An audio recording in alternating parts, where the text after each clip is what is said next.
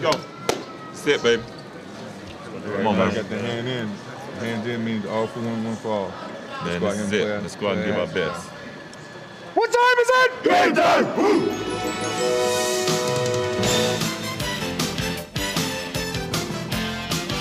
This is the NBA on NBC. The 1998 NBA Finals. Tonight, it's Game 6. The Chicago Bulls versus the Utah Jazz. A while ago at the Delta Center, the cast of characters began arriving for Game 6. Karl Malone, fresh off the great 39-point performance on Friday night. Michael Jordan held just 9 of 26 from the floor in Game 5. Antoine Carr, unexpected hero, helping to bring it back to Salt Lake, where John Stockton has family support. Dennis Rodman doesn't prefer Utah, at least it's close to Vegas. Scottie Pippen, whose MVP chances for the final may have been hurt by his 2 of 16 shooting on Friday night. And we welcome you back to Salt Lake City for Game 6. Hello again, everybody. I'm Bob Costas. As we mentioned earlier, no team has ever come back from a 3-1 deficit to win the NBA Finals. That's what the Jazz are facing. But should the Jazz win tonight and force a Game 7, then it would be worth noting that very few teams have ever won a 7th game on the road in the Finals. That's what Chicago would be facing. All right. Get your matchups. Remember, get back on defense. That's your big priority. If not, we get the tap, we'll run a fist side. MJ coming off Tony, either on the pass or the screen. On a fist side action, okay? Bring Scottie into the post, run your offense. Here we go, guys. Go, man. Everybody be ready. We welcome in Isaiah Thomas and Doug Collins. And as always, pre-tip, we go to Ahmad Rashad. All right, thanks, Bob. The big news on the Bulls is the condition of Scottie Pippen. As was reported earlier in our pregame show, he did take an injection yesterday. He told me he hurt that back in Game 3 and Game 4, irritated a little bit more. Before the game today, he said he had electrical stimulation, then he iced it, had ultrasound, had a massage, and then did a lot of stretching and told me that he is a little bit ginger, but nothing could keep him out of a game like this. Thanks a lot. The Bulls are just 4-4 on the road in the playoffs, and in fact have lost 4 of their last 5 road games against their toughest opponents, the Pacers and the Jazz. Jordan guarded by Russell. Hornacek will open on Pippen. He'll try and post Scottie on him. They go to it right away. Stockton comes over on the double team. Now back to Scottie, and they couldn't recover. Hornacek was left alone with him, and an easy 2 for Scottie. That's going to be the strategy here early. Try to go at Hornacek with Pippen. Michael will do a lot of the ball handling in the first period. Malone against Longley. Has to give it up, and Jordan is the only guy there.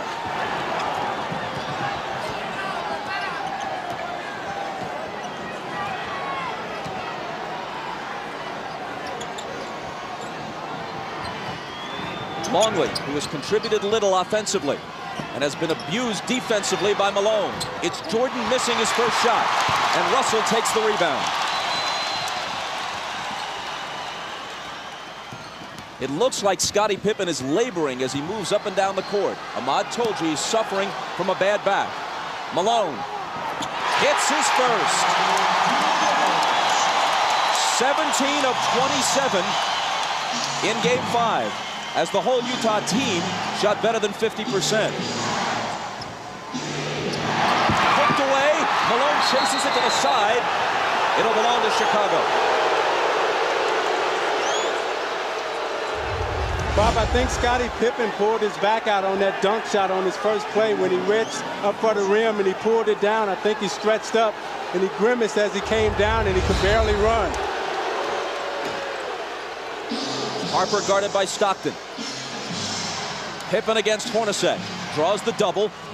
Harper's the guy they'd like to leave alone. Kukoc isn't. But this time he misfires. Hornacek lost it to Longley. Now Pippen has it. All alone, Kukoc. The one thing you don't want to do if you're Utah is get into a quick turnover battle here and give them easy points, especially Kukoc. Remember, he loves to get off early in quarters, and then he's a load the rest of the game.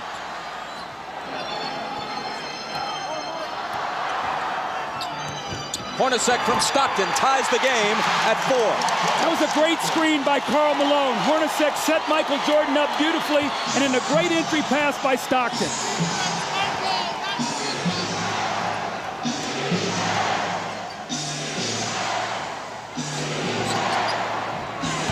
Kukoc. You wonder if the Bulls went to Kukoc enough in Game 5. With Jordan and Pippen struggling, Kukoc was on fire but got only 13 shots.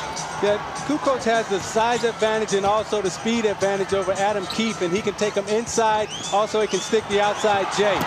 Malone got inside of Longley and drew the foul. Now you watch Pippen come across the lane, and as he reaches up to dunk, he pulls his back out, and you see him grimace as he comes up the floor. Let's keep our eye on Scottie Pippen tonight. Let's check in with Ahmad. Bob, Scottie Pippen's really having a bad problem. In trying to bring the ball down, you can notice Michael sending him down the floor so he can bring the ball up. Now, as we mentioned earlier, that the strategy was to go to Scottie in the post. If his back continues to bother him, they may have to change that strategy. Bob? You can see him with his hands on his knees, bending over, trying to limber up, wincing quite a bit.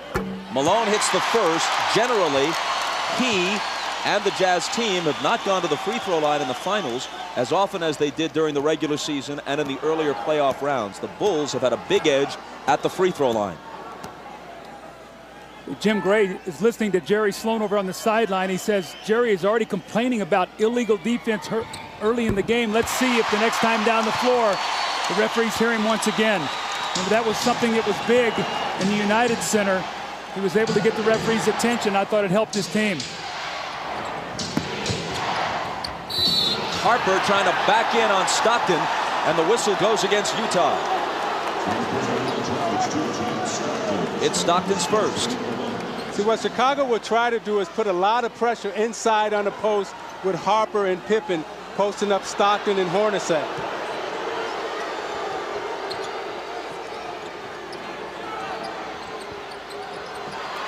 Harper really battling with Stockton. Now he's got it. Tried to bring it back out, and Keefe stole it. Hornacek loses it to Harper. And a whistle as Harper comes stampeding into the lane. Now, Bob, Scottie Pippen came back and got that steal, but he is really struggling right now. You're going to see him come in from behind, and after he knocks this ball away, he really sort of stands, and I watched him the whole way. He looked over at the bench at Phil Jackson, like saying, I don't feel very good right now. He's standing up straight. That's the first sign of a back injury, when a guy stops bending his knees. A back injury is one of the most crippling of injuries, especially in an athletic context. And I'm not trying to compare a physical injury to an illness, but it was here in this building where Michael Jordan, sick as a dog, managed to gut it out in Game 5 of last year's final, the pivotal game. Scottie Pippen is probably mindful of that and will give it everything he's got to try to equal the effort that his teammate Michael Jordan has shown in the past. See, Bob, that's why I think it's very, very important for the Jazz to lock in on Toni Kukoc, because if Pippen can't score and it's only Michael Jordan, that will be to their advantage. They've got to do a job on Kukoc today.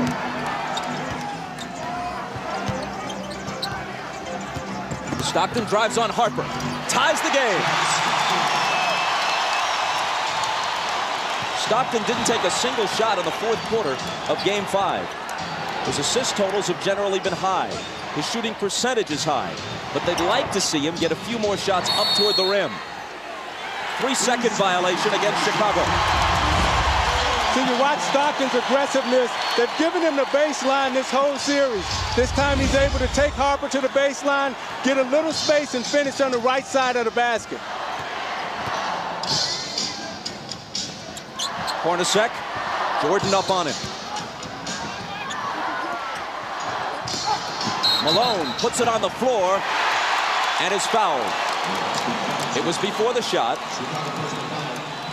It's Longley's second. Well, this was the strategy of Karl Malone. He said, I'm going to put the pressure on the Bulls defense, not many jump shots, and he has done that. 2 quick fouls on Longley.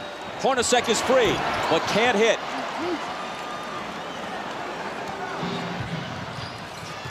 Hornacek is now 18 for 46 in the series. Jordan, there's his first field goal, and the Bulls take a 10-8 lead. If you take away Hornacek's 7 of 11 in Game 3, he's shooting around 30% for the rest of the series. 7 of 11 in Game 2, I should say here. Harper reached in and fouled. Rodman off the bench. Let's see who he replaces. Longley has 2 fouls, and it's Luke who'll go out.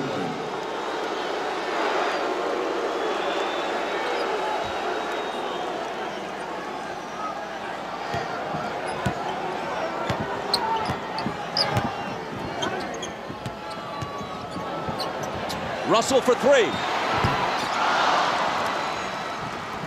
Utah has not been hitting the threes in this series. Now 11 for 51, around 20%. They shot 37% as a team from beyond the arc for the season. Pippen with the hook.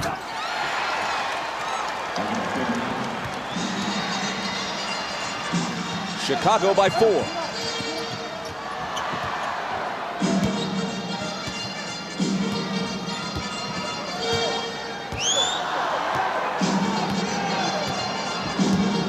Malone screening for Stockton. His 3 isn't there.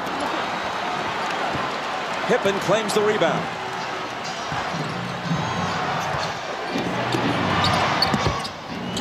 Pippen had it knocked away. Hornacek got a hand on it. Stockton takes it, dishes it to Jeff, who misses the driving one-hander.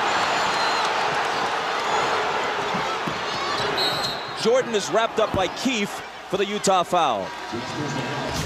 You know, Pippen is really hurting, but he's playing in pain as he takes Adam Keefe into the middle and shoots his patented little jump hook. And as he falls to the floor, you can see it's very difficult for him to get up with that bad back. You see him running up the floor, not able to get the type of push and the speed that he normally would have.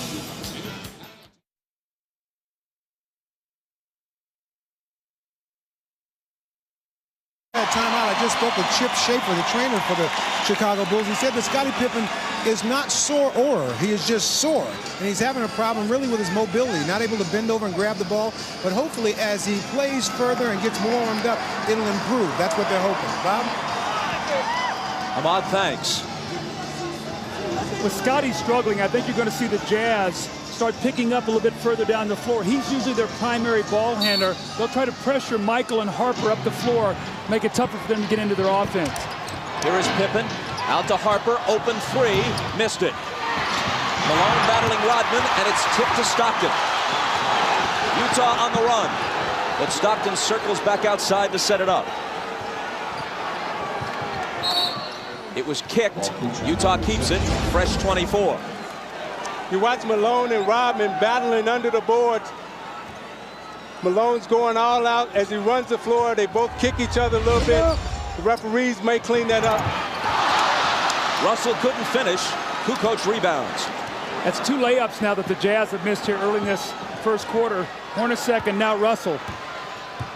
See, with Pippen hurting, I think Harper's going to have to step up big and supply the scoring load.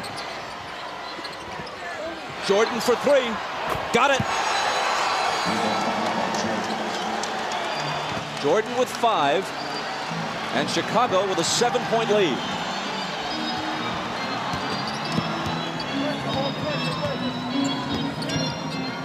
Malone on that left block, this time against Rodman. Takes him into the lane.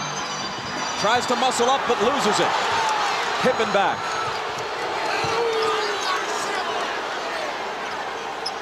It was tied at 8. Now Chicago's on a 7-0 run.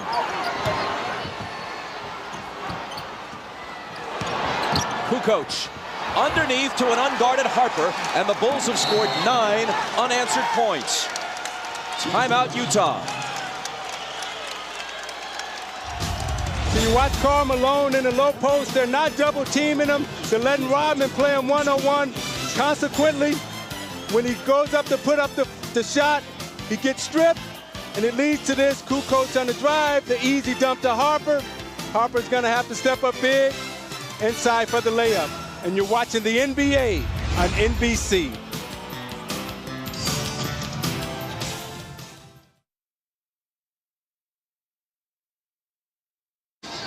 The Bulls lead by 9, but here's the bad news for them. Moments ago, Scottie Pippen, accompanied by trainer Chip Schaefer, leaves the bench and heads for the locker room. With more, here's Ahmad. All right, Bob, I just spoke with Chip, and he told me that Scottie asked out of the game, and he wants to go back in the locker room and try to stretch his back out and try to get it more loose before he tries to come back in. I'll keep an eye on it, and I'll keep you posted. Let's go down to Jim Gray. All right, thanks, Ahmad. Well, during that timeout, Jerry Sloan was about as loud and angry as he has been at his team this entire series. He said, guys, you are standing around. You're not fighting for any position defensively. You're letting the Bulls go wherever they want to go. Quit running around screens. Start running through them. Take a hard foul. Get some fight in you. Bob? Jim, thanks. He goes to his bench. Isley is in, and so too is Antoine Carr. Carr tries to make a move on Kukoc. And there's a foul on Kukoc, his first. Now, Bob, the reason Carr's in the game is because Utah was playing 4-on-5 offensively. With Adam Keefe in the game, Scottie Pippen wasn't going to guard him. Now you've got Kukoc who's going to have to play Antoine Carr. So now it's a 5-on-5 matchup. They've got to take advantage of this with Isley in now for Stockton. Harper right now is on Malone. An illegal defense is called against Chicago. Doug, I think they should have started Antoine Carr. That center position is a revolving door for them with Ostertag and Foster, and it was important for them to get off to a good start. Now they've buried themselves and find themselves in a big hole. Ostertag and Foster have given them nothing in this series. Good pass from Malone inside to Hornacek, who converts it. That's why their lack of scoring at center is why they were interested in Ronnie Cycli and tried to get him from Orlando in a trade that eventually was voided.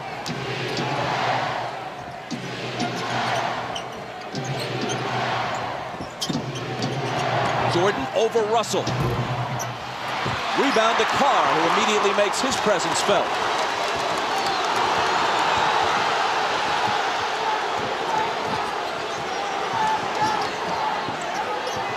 Michael Jordan's illegal now, so the Bulls are all running around. And it's their second illegal defense, which will result in a technical foul shot being taken. And Jerry Sloan just got a technical. Phil Johnson comes over and settles him down a little bit. Jerry's got to maintain his composure right now. He just got the illegal defensive call for a technical, and then he follows it up with a technical of his own. It's Jordan to shoot it first.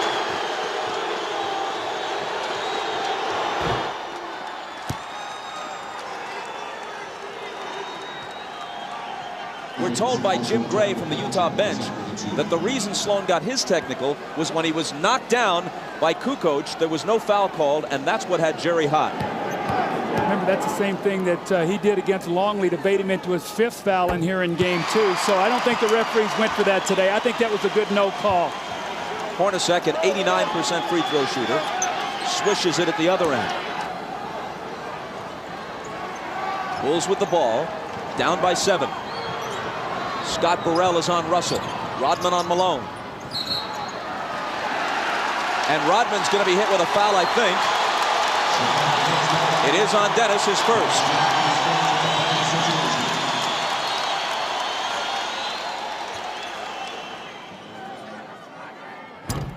Malone missed the first.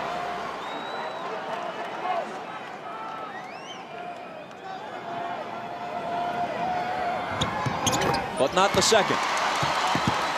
To give you an idea how close this series has been, other than the Game 3 blowout, the 9-point lead the Bulls enjoyed a short while ago was the biggest lead for either team in any game, other than Game 3, of course. Kukoc misses, and Isley rebounds.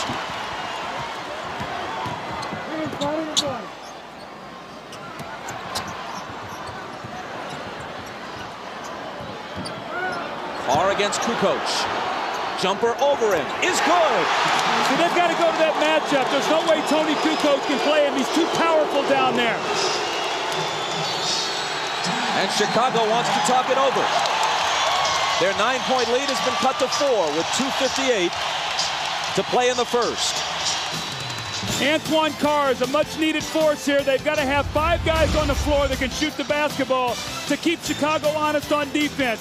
Antoine Carr with the little bang, he gets the space and makes the open jump shot. You're watching the NBA on NBC.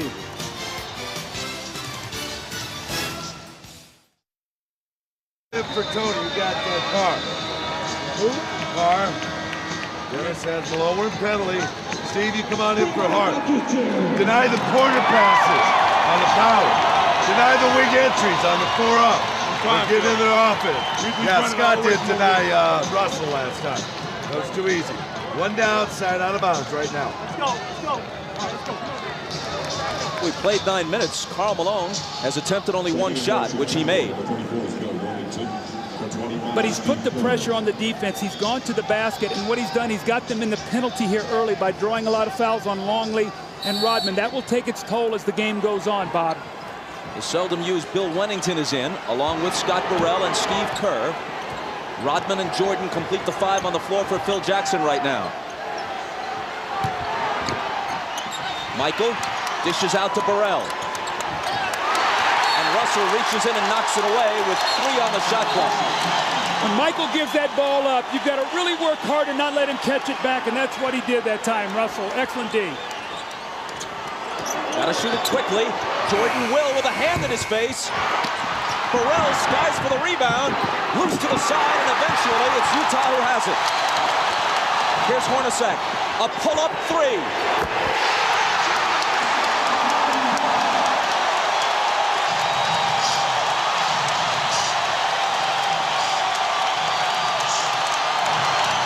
It's hard to imagine Utah winning the next 2 games and taking the title unless Hornacek hits shots like that, which outside of game 2 in this series, he hasn't been doing.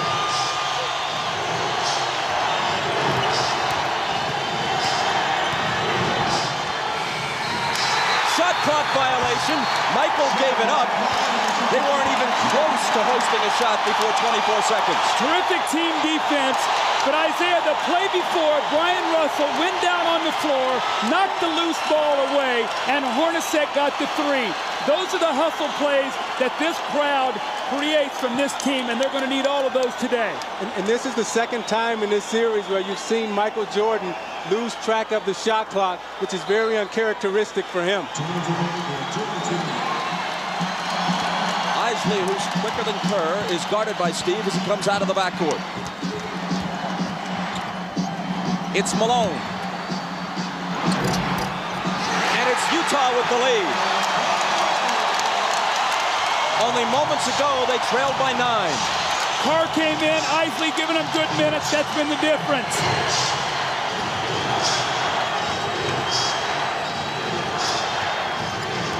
Jordan. Rodman on the offensive glass. Wennington, a good look.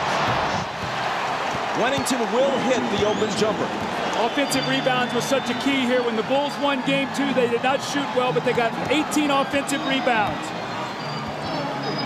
Moving down toward a minute to play in the first. Chicago by 1. Another illegal defense. That's on Michael Jordan. He got 2 zones below his man. Hornacek stayed out behind the 3-point line. Michael dropped down 2 areas, and he was spotted. Now, it helps that Jerry Sloan is sitting there in the referee's ear, helping him see Michael Jordan.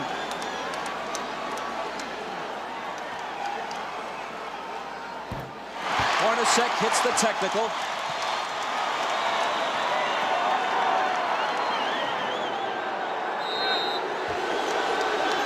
Kukoc comes in as soon as Carr goes out. Kukoc having trouble covering Carr defensively earlier in the game. Isley bounces to Malone. Tough shot, but he cans it.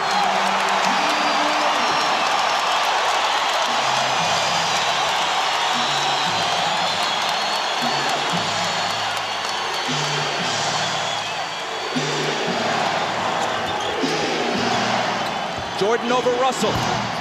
Tied at 22 with half a minute to play in the period.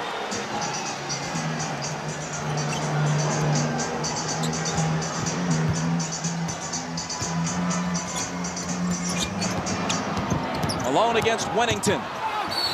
Off balance, hit it, plus the foul. See, Bob, that's what I'm talking about, being aggressive, Isaiah. Taking the ball to the basket. Isley with the give and go. He doesn't settle for the jump shot. He puts the pressure on the defense, and it's a tough shot. And the same thing, he sees Wennington on him. He says, no way I can get this shot. He bodies up. Now an opportunity for a 3-point play, which would give his team a 3-point lead. And the weak spot for the Chicago Bulls is when you get past Longley and Rodman, they have nothing behind them. And Malone is smart. to get into their bench now. A dozen from Malone in the first quarter. A perfect 4 of 4 from the field. Almost as important, Hornacek has contributed 9. They need him. Kukoc. They had a foul to give. It looked like he traveled, but just before that, the whistle blew for the foul. Now, Chris Morris slapped him from behind, so he took the good foul. Bulls will have to inbound the ball with 8.4 seconds to go, and Greg Foster's going to come into the game. Now, Bob DeRisi's in right now, and you give him a rest here at the end of the quarter, the last 8.4 seconds, and then the time during the break.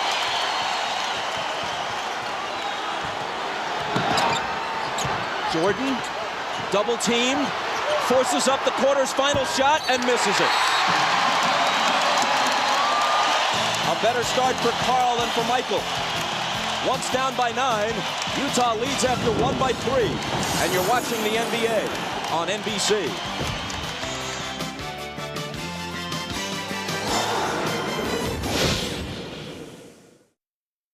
Injured his back on that dunk shot that he had just at the beginning of the game. He has been in the locker room for the past 5 or 6 minutes trying to stretch that back out. He has both doctors in there. They're just trying to see what they can do to get him ready to play. And if anything else happens, I will be here to report it to you. Bob?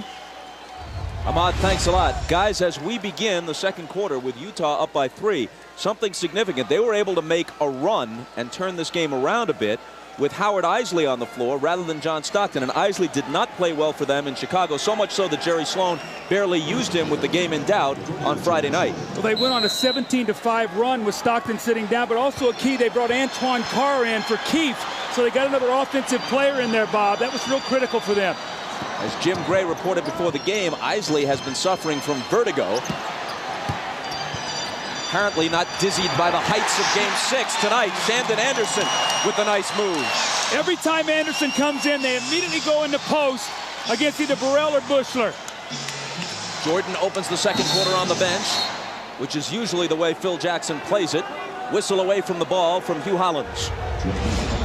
Again, Isaiah, Shandon Anderson in the post, and he just backs Scott Burrell down. Nobody helps him out. And that's a big weapon for them coming off the bench. And Doug, the danger is when you don't finish your job at home, Scottie Pippen comes on the road, he gets hurt. I remember when we were in the finals playing against the Los Angeles Lakers, and I got injured in the Game 6, sprained my ankle, turned the whole series around, and that's what may happen here.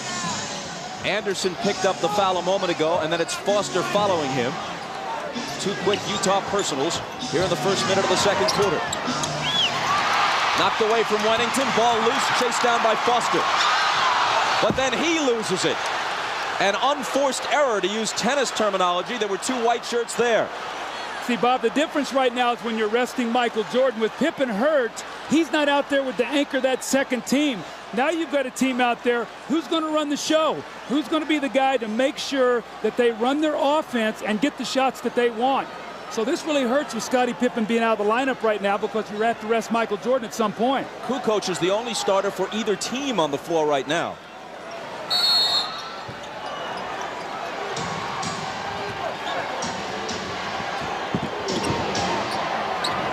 Foster on Tony. Wennington travels. Playing out of character. Bill Wennington is a catch-and-shoot player. He's not a guy, Isaiah, that puts the ball on the floor. Rodman to the scorer's table. He'll have to wait till the next whistle.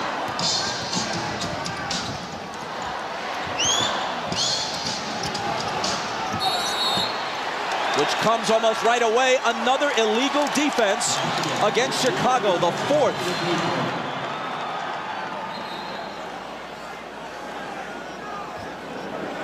So Eisley is selected to shoot the tee. After the first illegal defense, every subsequent one against you results in a technical foul shot.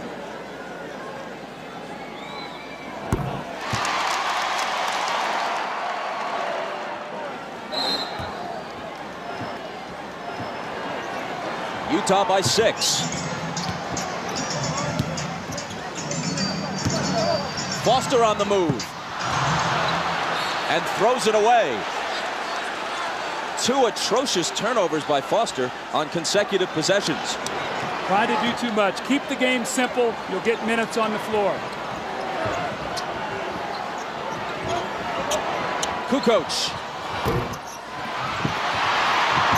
Chris Morris pulls in the rebound. Carr from Isley. Missed it off the glass.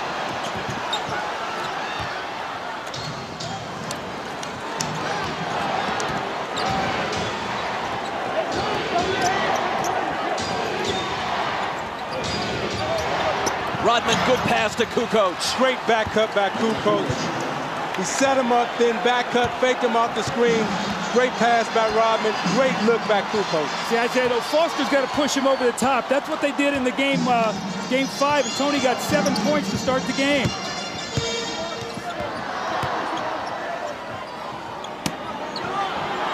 Carr trying to back in on Rodman. It's off Anderson's hands, but recovered by Isley. 2 seconds to shoot. And he hits the three!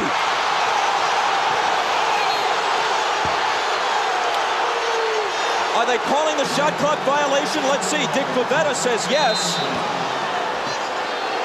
And they wave it off, though it appeared to me as if he had beaten it.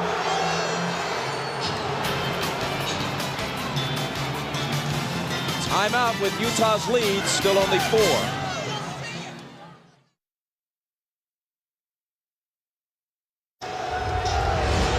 Well, that's a big break for the Chicago Bulls.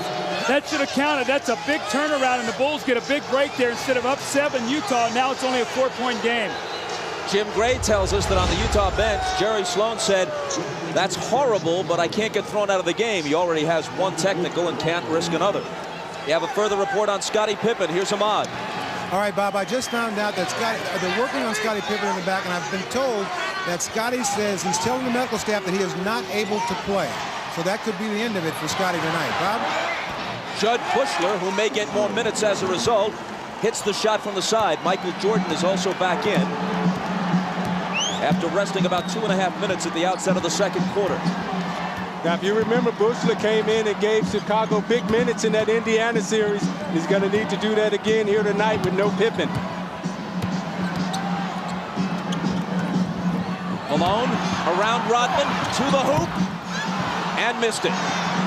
Out of bounds off Utah. See, Luke Longley was just big there around the basket, and he forced Malone into a miss.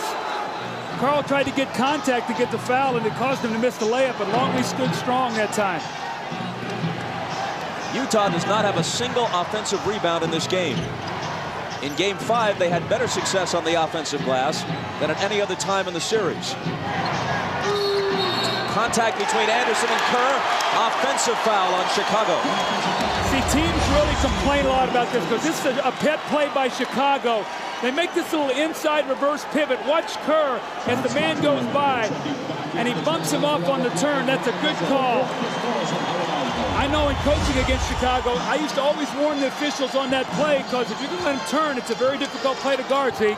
It's like the 49ers linemen used to do with that whiplash play where they kick their feet out and throw the defenders off balance.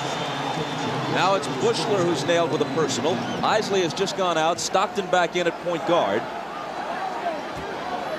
Ryan Russell has also returned to Utah's lineup. That's Russell with the ball.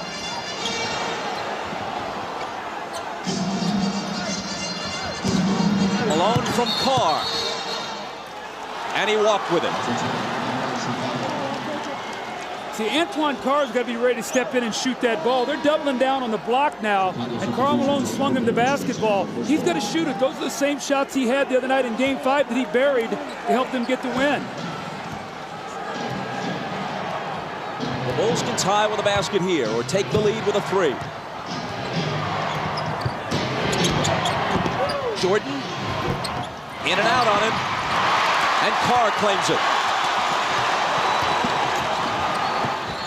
Carr from Stockton. There you go. There you go. Now you see Carr pull up and hit the 15-footer, but a moment ago he pulled up and missed that little easy bank shot off the glass. That 15-footer dead on is a better shot for him to take than the one off the glass. Jordan wheels inside around Anderson, and again it's a 2-point game. Michael has 10.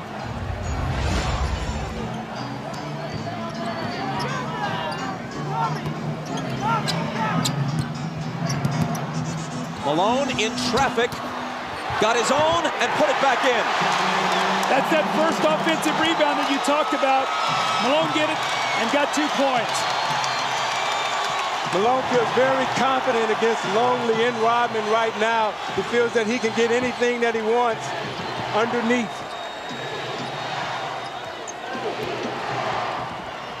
Jordan, daylight for 3. 13 for Michael. Utah by 1. If Pippen can't go the rest of this game, and if there is a game 7, inside it goes to Carr, and he hits the layup. How much more of the load can Jordan possibly carry? He played 45 minutes on Friday night. It's taking him a whole lot of shots to get his points through the finals. But if he doesn't step up, other than Kukoc, who else can?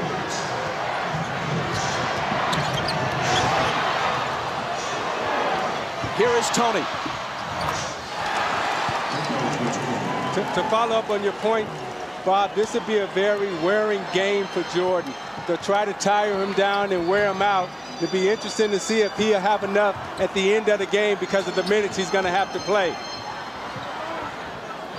Malone, tough catch, gathers it in, fade away. Carr to follow. Knocked away from behind, and he was fouled. It's number 1 on Jordan. John Stockton with a beautiful pass in rhythm to Antoine Carr, and the pull-up jump shot on the secondary break. And then Karl Malone working once again in the post. He backs himself down strong. Misses it, but the great effort and the great hands to get the ball back and the finish. And in a give and go, the back door, the weak side help. Anderson finds Antoine Carr underneath, and the little finger roll, and Utah leads by 1.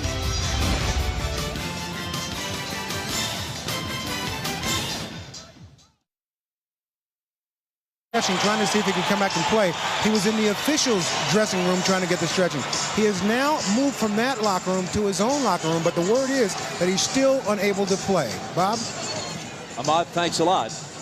What was the most important regular season game of the year? Undoubtedly the one at midseason here at the Delta Center, where Utah trailed the Bulls by 24 points early, 41-17, and rallied to win. Changed the outcome of that one game.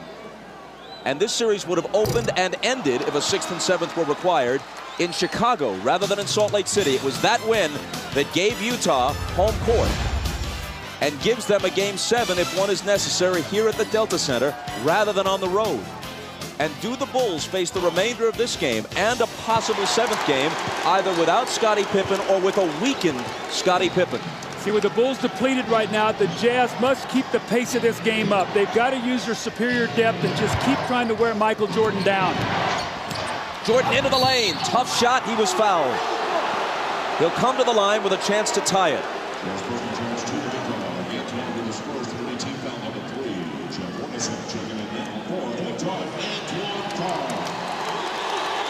So they really made the switch in game 5. They started Russell on him, did a good job, and then they came in with Anderson. They put Hornacek on Pippen, and that really had an effect because Michael had to work a little bit harder in the post against Russell. Antoine Carr going out. This is the 103rd game of the season for the Bulls and for Michael Jordan. Jordan hasn't missed a single game since he returned from baseball. He has also played more minutes than at any time since the '92 season when he was a much younger man. And now with Pippen ailing, he'll be asked to do even more if that's possible.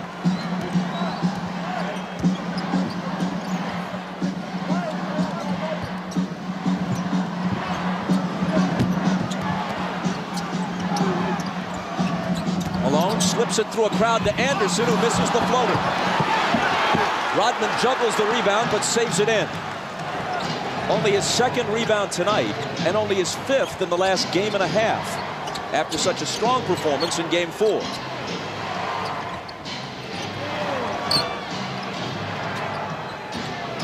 Michael springs free and takes the lob from Kukoc.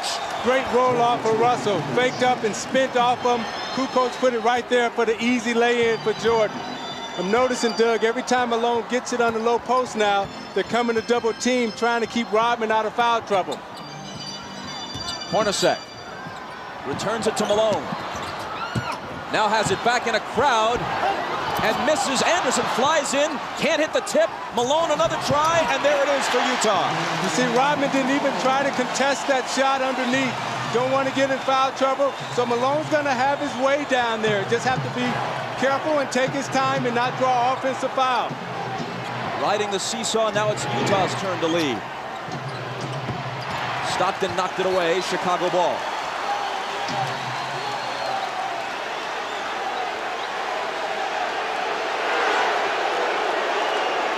Phil's still lobbying for that travel on Malone on the last possession, but ain't gonna happen.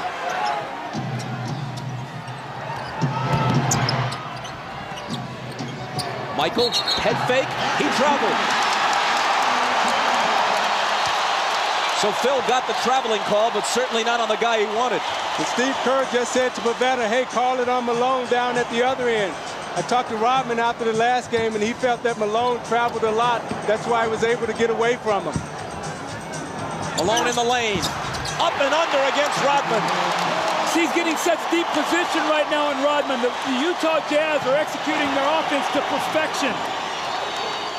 18 for the mailman. Jordan for three. And there's his answer. I think that's his third three of the game, Bob. And going into this game, Kukoc and Pippen were a combined 4 for 23 from three at the Delta Center in the first two games. It is his third tonight, and he has 19 points. Malone tries to answer, and can, and he has 20. A Jordan-Malone duel shaping up in Game 6.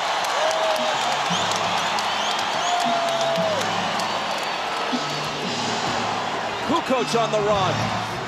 He's in double figures now with 10.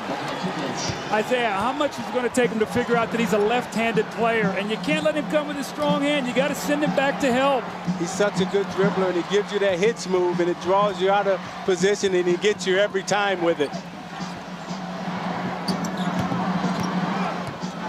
Kukoc on Russell.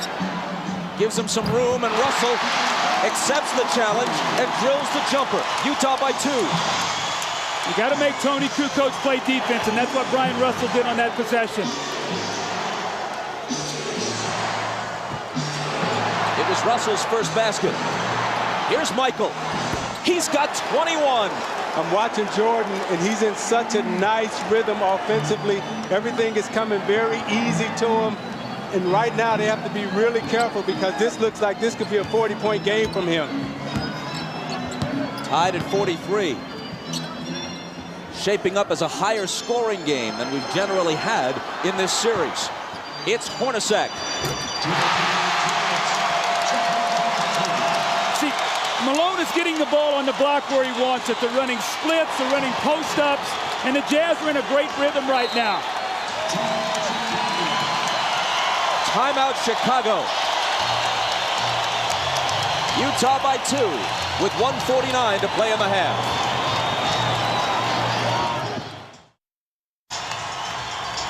Let's watch the Michael Jordan possession that he scored on. Brian Russell, as he cuts, is going to give him a shot. Michael doesn't like it. Michael delivers a blow right there.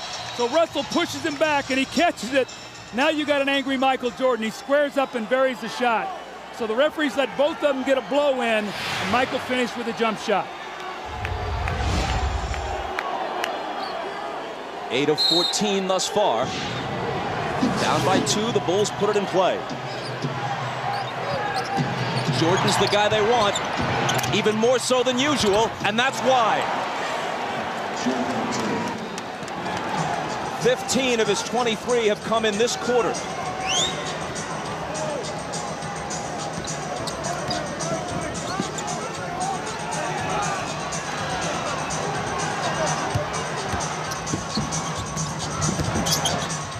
Hornacek off the back iron.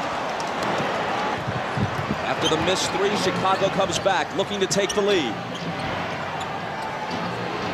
Russell trying to contend with Michael. Finally, he misses one. Anderson tries to save it, but was on the line. Bob, The only thing you can hope for right now is that Michael Jordan's going to run out of energy because he is in an unbelievable scoring mode. The backup and the fadeaway, and he hits the jump shot, then he comes back the next time, but he's wanting the ball in every possession. Can he play at this pace if Scottie Pippen can't play at all in the second half? If ever there has been an athlete, at least in recent history, able to will himself beyond even his considerable physical talents, it has been Michael Jordan.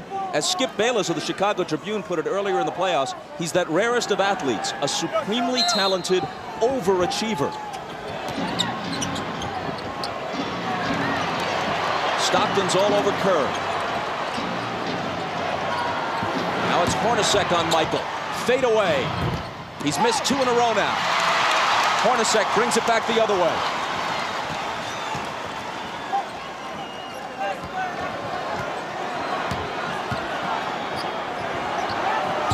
Stockton from Malone. Beautiful slip on that play. Stockton went across like he was going to set the screen on Longley. Michael relaxed just a moment. He slipped it. The give and go, Isaiah. That was a beautiful play. And Doug, now that Malone has really taken advantage of Chicago inside, now the perimeter will free up. Now they have to pay attention to Malone. Now Stockton and Hornacek will be able to step up and play and get involved. They were just putting a couple of seconds back onto the clock.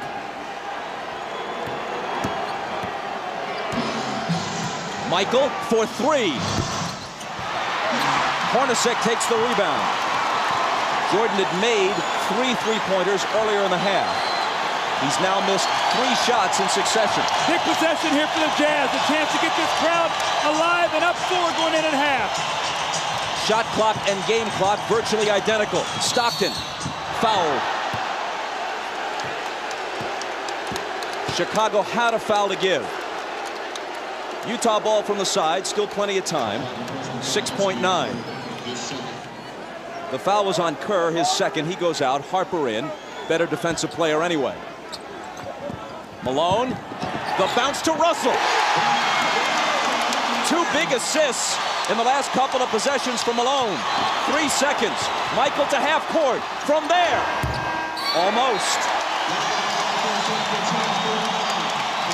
So Jordan had 23, matching his number in the first half, but missed his last 4. Malone generally more accurate in the course of scoring 20. Utah by 4, trying to force a Game 7. You're watching the NBA on NBC.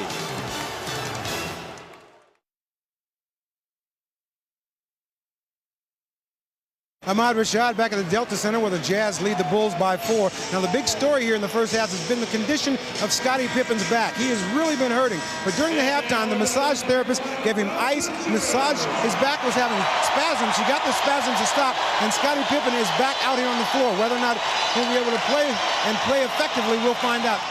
Did you start? Really? All right. Dennis, hold up. You want the forward? Hold on, forward. Right. Keith's out there starting. All right. High side lag first time. Their ball, right? Yeah. Their ball. Our return after it. Get after him now defensively. They're shooting 60%, fellas. Come on, baby. Malone's 8 for 11. Too many layups. Make him miss a shot. Over the corner. Well, they thought that Scottie Pippen was going to be out of the game, so Jerry Sloan told his guys they were going to focus a lot more attention on Michael Jordan. All of that, of course, could change now. Very unhappy with the way they defended the screens. He wants them to get over the screens instead of running through them. Happy with everything offensively. Bob? All right, Jim, and here we go. Utah in possession as we start the third quarter. Malone right to work.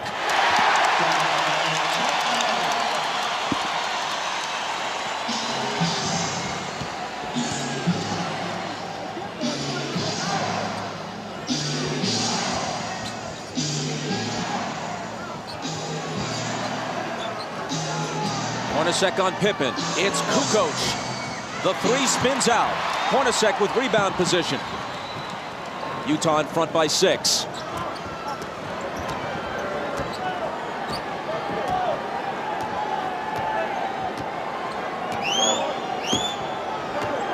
Stockton pounding the dribble into the floor. Now into the lane he goes. Outside to Russell. Head fake. Now Stockton. Air ball grabbed by Keith.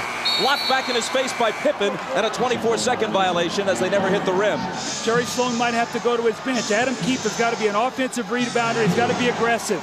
4 of the first 5 games were very close and very exciting.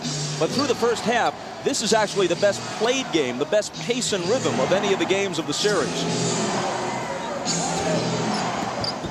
Longley out to Scotty with 5 seconds to shoot. It'll be Kukoc. He has 12. Now Scotty's back out on the floor, but he's still moving very gingerly.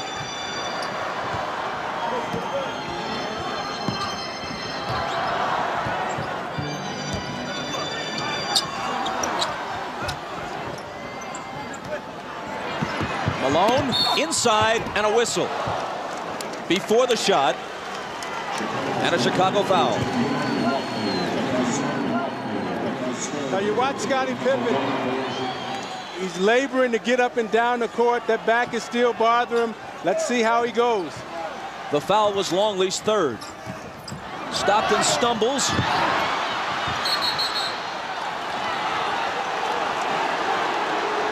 And on the steal, Chicago recovers the ball and asks for timeout. Coach, is that the time you want to use one? It does preserve the possession, but you use up a timeout. Well, Phil has the option here to take a 20 if he wants it. Harper with a great hustle play. You're going to see him roll over and get the timeout before Utah can force the jump ball. So we'll step aside with 10:03 to play in the 3rd.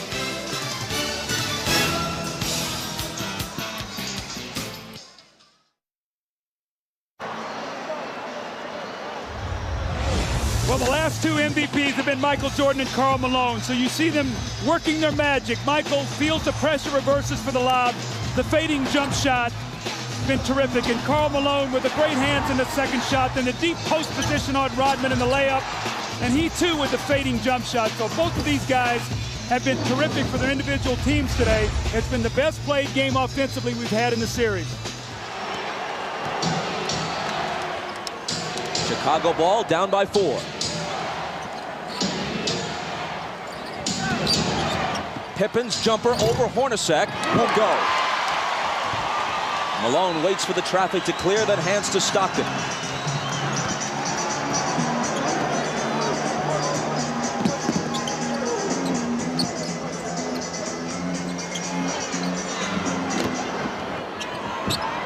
Malone against Longley. And a foul, and if it's Longley, it's his 4th. He's just not quick enough, Isaiah, to get up and body him, because when he makes the first quick step, Luke can't slide over and get in front of him. He sticks his knee out. Now, this is twice in this quarter. Malone has gotten a layup the first possession, and now he's gotten 2 fouls. He bodies up against him, he sticks the left knee out, and Malone goes right to the basket to get the contact. Longley's got to be a little smarter down there. He's giving Malone no resistance, Doug. I'm watching him as he's moving around. He's not even trying to guard him. Just poor defense by Longley. And great offense by Malone. He sits, Rodman enters. Russell for 3. Malone in between 2 red shirts, pulls it down, and now he and Rodman all tangled up. And it's Malone's turn to laugh and taunt a bit.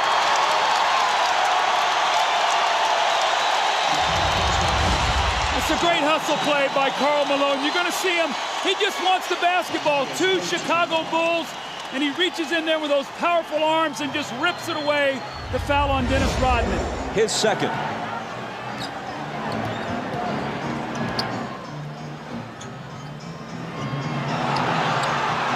Hornacek into the lane. Knocked away from him, but another Chicago foul. It's the Bulls' 4th foul, barely more than 3 minutes into the period. Utah doesn't have one yet.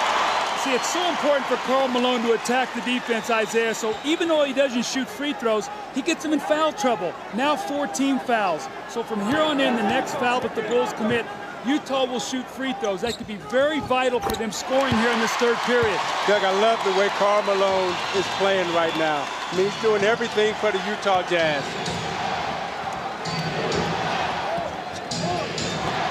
Jordan pulls up and connects. 25 for MJ. See, Jerry Sloan was very upset. Adam Keefe did not show out on that screen. Michael came off there, not with the idea of passing. He knew his team needed 2 points.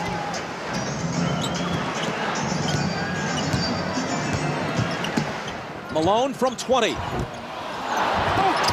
got a hand on it and then pokes it away from Jordan and out of bounds.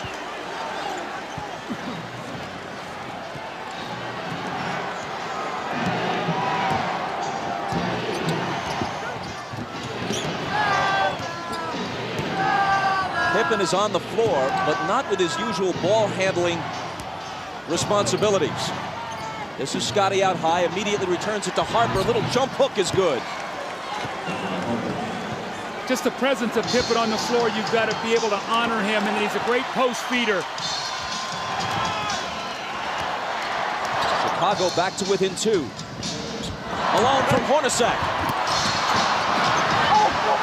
Rodman managed to wrest it away from him, then Harper takes it. Malone argues that he was fouled.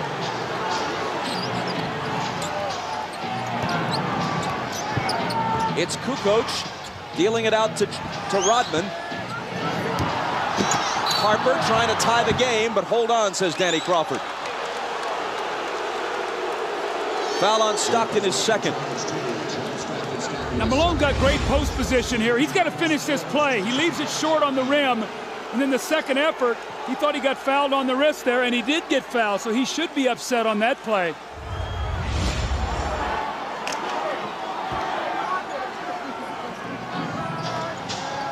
Adam Keefe out, Chris Morris in for Utah. Here's Jordan. Off the back iron, Rodman trying to keep it alive. A tremendous hustling attempt, but Utah gets the ball. Now you're saying, why Chris Morris? Because he's a better offensive player, and he can play against a Tony Kukoc. You say, why not Antoine Carr? I think Jerry Sloan knows he's only got so much gas in his tank, and he'd like to have it for the fourth quarter.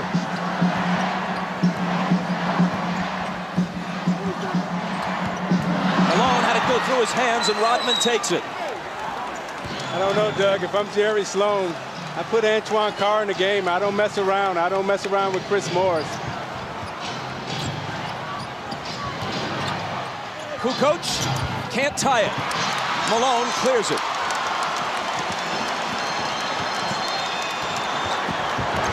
Stockton into the lane, tried the up and under on Harper, but it wouldn't go. And Chicago gets it back. That rhythm and flow, which we saw almost throughout the first half, pretty much has disappeared here in a choppy third quarter. Bob, I just saw eye contact. Scottie Pippen and Michael Jordan. Scottie normally brings the ball up. He said, Michael, you come get it. Michael does not want to bring the ball up the floor. He has to use too much energy that way. Is Pippen anything more than a decoy now on offense for Chicago? He's the initiator of the offense. That's all he can do is be a post feeder and be a presence out there just so that they have to honor him. 4 seconds to shoot. Jordan missed it just before the shot clock sounds. Rodman battling like crazy, but can't quite hold on to it. Hornacek, he and Malone, Rodman and Malone, and Rodman just trips Malone up. They got to call a flagrant here. They've got to call a flagrant. It's the third on Rodman. He and Karl Malone, regrettably, are scheduled to wrestle in one of those bogus events next month. Why Malone wants to lower himself to that is anyone's guess. And Rodman apparently wants to start the wrestling now. I tell you what, I love what I'm seeing, the battle between these two guys. They're fighting, giving it everything they got. Both of them are trying to push and shove and gain position. Karl Malone gives him a little knock. But at the end of the play, what I like the most is Malone and Rodman both gave each other a pat on the butt and said, hey, that's the way we play. That's the way we like to play. Was a flagrant called for there? What do you think? I don't think that's a flagrant foul. I think that's just good, hard-nosed basketball.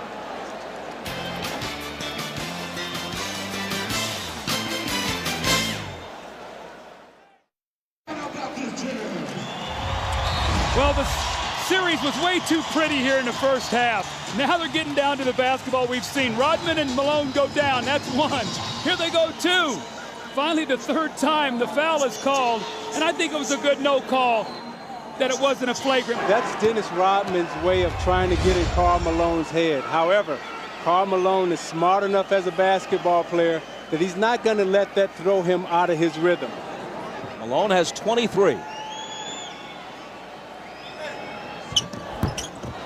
can't add to it. Kukoc takes it down. Chicago trails by 3 as we move inside 6 minutes to play in the third.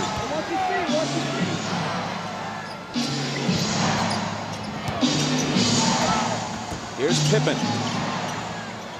The bad back makes Hornacek's assignment on him a whole lot easier. Left alone, he doesn't take the 3. Michael, fade away. See, if I'm Hornacek, I make Pippen make one of those shots. He's really rushing out to close out on him. He's got to show me he can shoot that ball before I'm too concerned with him. I got to be more worried about Michael Jordan. Jordan has 27 to Malone's 23. Here's Malone again. He was fouled. The basket would have counted, but it wouldn't stay down. It's on Pippen his first. Now you watch Michael Jordan on the repost, takes a quick bounce, the reverse spin, fakes Russell out and shoots a nice fadeaway tape. Malone is averaging 23.8 for the series coming into this game. That's exactly what he averaged in the 6-game loss last year to Chicago. But that average will go up a bit after today. Makes them both.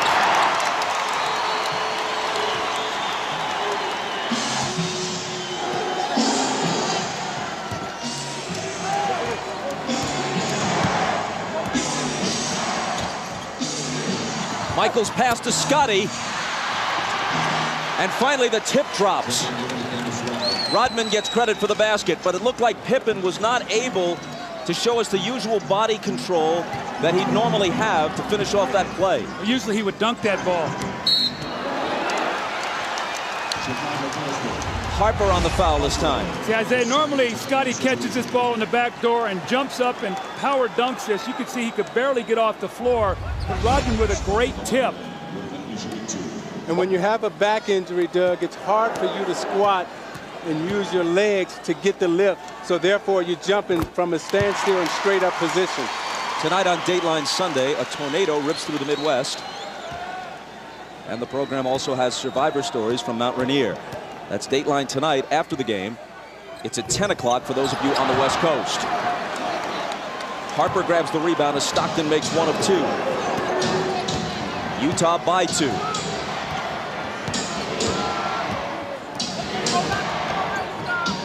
Jordan off target, rebound Malone.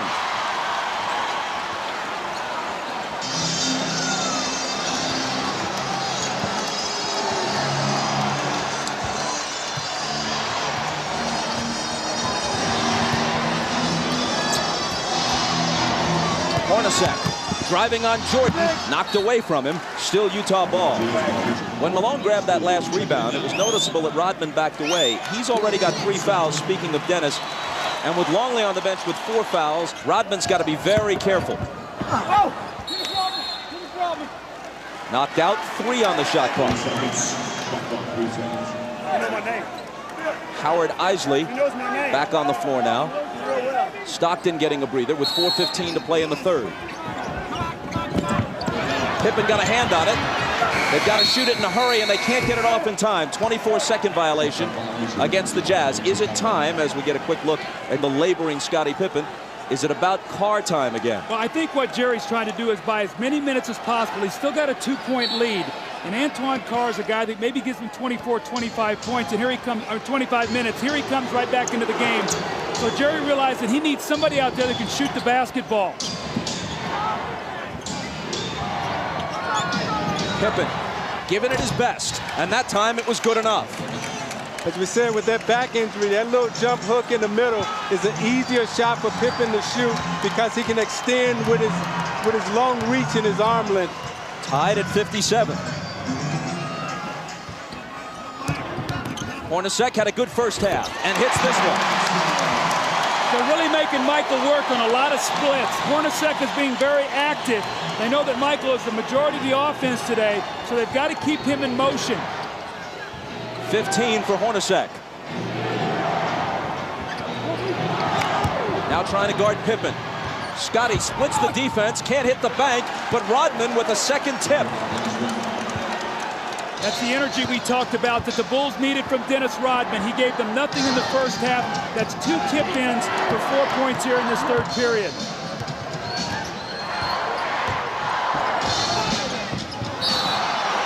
A whistle from Danny Crawford, a Chicago foul. It's on Pippen, and it's his second. You watch Pippen in the low post.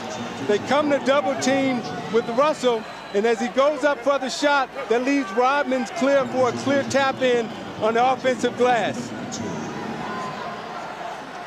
Now you watch Pippen trying to get up and down the court. He's really laboring and really working hard. Scotty has come out. Kukoc, Burrell, and Kerr all in. There's Pippen heading back to the locker room again to try to stretch out that ailing back.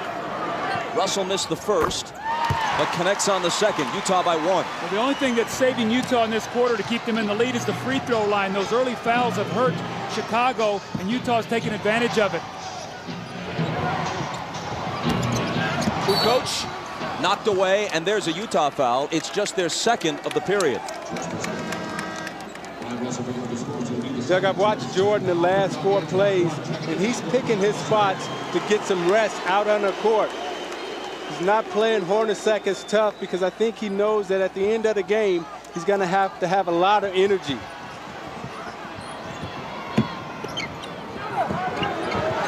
Rodman out to Michael. Now screening for him. Morris fights through the screen. Michael takes him baseline. Draws the contact and the foul. Michael's going to go to the line. Chicago, which generally has had many more free throws throughout the series than Utah, has hit 4 of 5 free throws in this game. Utah 15 of 21. As you said earlier, Doug, a huge difference. Well, Chicago's done a good job now in this quarter of disrupting Utah's offense. It's not flowing as easily as it was. They took the fouls. They've got him on the free throw line, but you're not seeing the same open looks. I think with Rodman being out there, he really helped disrupt Malone's timing. Now Longley's back in the game, so we'll see if they're able to attack him either with Carr or Karl Malone. Kukoc goes out as Longley checks back in. Tied again at 60.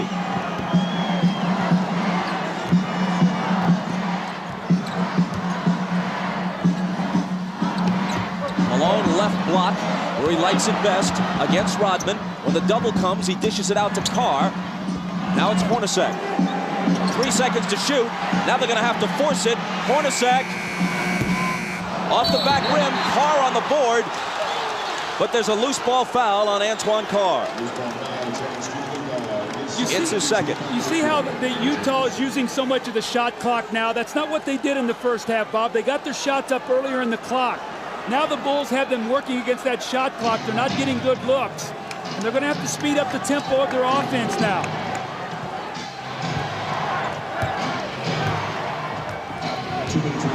Jordan on the move against Morris. Double pumps. Misses the scoop. Malone will clear it. Inside 2 minutes to play in the period.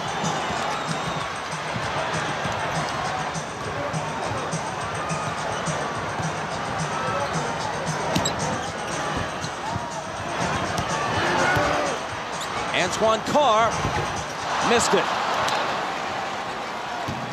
I think the one guy that needs to get involved for Chicago right now is Luke Longley. He hasn't taken a shot the whole game. He's got to put some pressure on Malone in that low post. Here's Burrell. He's off target. Back comes Utah looking for the lead. It's Chris Morris. Hornacek in the right place at the right time. You see, early offense, they got the shot up, and they didn't let Chicago get back and get set up. And so even though they missed it, they got a chance for a second shot opportunity. 17 for Hornacek. Easily his best game since game 2. Michael confronted by Carr after he blew by Morris. And Jordan will come to the line. The fast break here by Chris Morris. He doesn't get the shot to go, but you see Chicago now not guarding a man really, but an area. And there's Hornacek with the offensive rebound, Isaiah. They got to pick up the tempo a little bit. Right now, it's become 2 half court, and Chicago's got them in a situation using too much clock. Michael misses the first as we check in with Jim Gray. All right, John Stockton is now back on the bench. He was in the locker room for about the past 7 minutes. He was getting a chiropractic adjustment several places. He felt a little twinge, went back there, saw the chiropractor. They've worked it all out, and he will return to the game. Bob? He's been struggling with something of a sore back throughout this series. 1 of 2.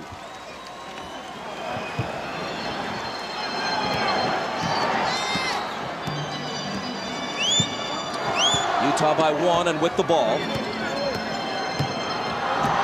Isley hands it to Carr.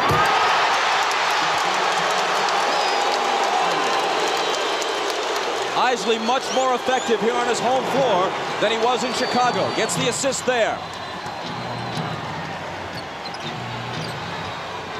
Longley's shot. Isley the rebound. Last shot of the quarter here. Be big for Utah if they get a score.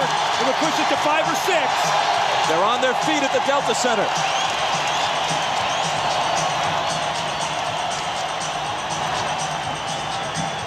Kerr on Isley. Around Keith's screen. Now he gets it back.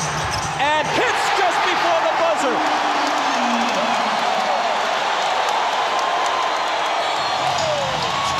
Minutes from pushing this to a Game 7. Utah leads by 5. We're back after these words from your local station. You're watching the NBA on NBC.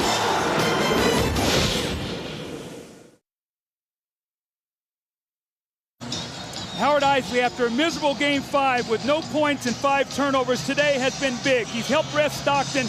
You see the kick down to Antoine Carr and the dunk. And in the last possession of the quarter, makes a pass that Adam Keefe makes a terrific catch on behind him and finishes. Today, Isley has 1 point and 3 assists, no turnovers. He's given him good numbers off the bench. As we start the fourth quarter, Michael Jordan has scored 29 points. He's 10 of 24. At one time, he was 9 of 15. That means he's just 1 of his last 9. He's played 34 of the 36 minutes so far, after playing 45 of 48 on Friday night. Remember, in the fourth quarter Friday, he was just 1 of 7 from the floor. You have to believe fatigue is an important factor now. I think with Michael Jordan, he's smart enough to rest on defense and try to conserve his energy for offense. Here he is on offense. And he'll be coming to the foul line just as the fourth quarter starts. But even those poundings take something out of him, right, as he goes to the basket. Now, those are the things that take the most energy out of you. Because if you can imagine yourself, if you had to wrestle with an individual for 2 minutes, that's very tiresome. However, when you're running up and down the court, that's an aerobic exercise. That doesn't take a lot out of you. So him going to the basket, taking that pounding, that takes a lot more out of you. And also, right now is normally the time that Michael Jordan rests. He tries to rest the first couple minutes of the fourth quarter without Pippen. He's not going to get that rest. So we'll see what that does as the game wears on. But Jordan is the one individual that I've seen in this game since I've played that can carry his team in the fourth quarter, even when he's fatigued. He's already played more games and more minutes than at any time in his career. Isley, big hoop for Utah. Tell me confidence isn't an unbelievable thing. This is the same kid we watched in Game 5 who didn't even want to dribble the basketball. Today, he's making some big plays for his team.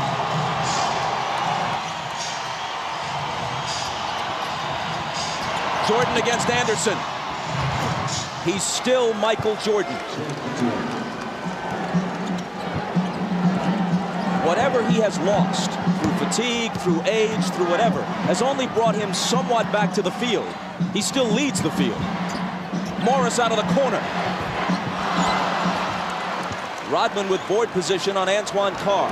Chris Morris has had a lot of open looks at threes like that in this series. Usually he's pretty good with them. In this series, he hasn't been able to hit them. Rodman drills a 20-footer and gives it that go-figure gesture. Now remember, in Game 2 in here, he hit that same shot to tie the game. This one brings him to within 1.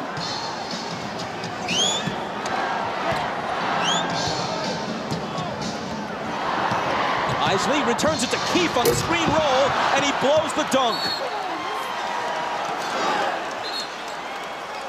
He argues that he was fouled, but he should have finished it anyway. Now Keith heads for the bench, and Malone comes back.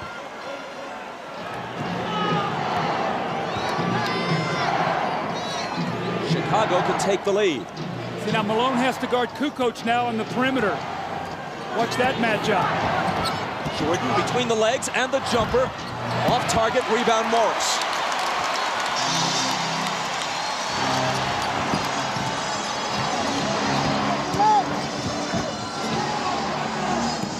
Malone hands it back to Morris, who converts on the reverse.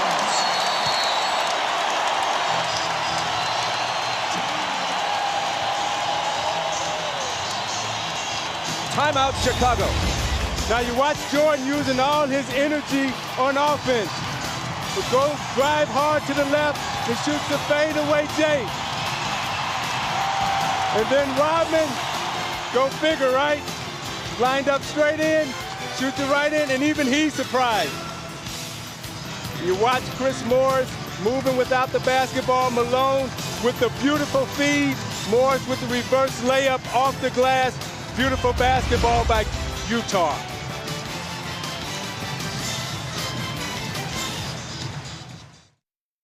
Ahmad Rashad back at the Delta Center. Now the strategy on Scottie Pippen, they had him in the back. They were putting ice on his back and electrical stimulation for pain relief, and they were trying to bide their time up until the 10-minute mark to bring him back out and see if he could play the last 10 minutes of the game. As you can see, he's back. He's on the floor. We just have to see how it goes. Bob? Ahmad thanks.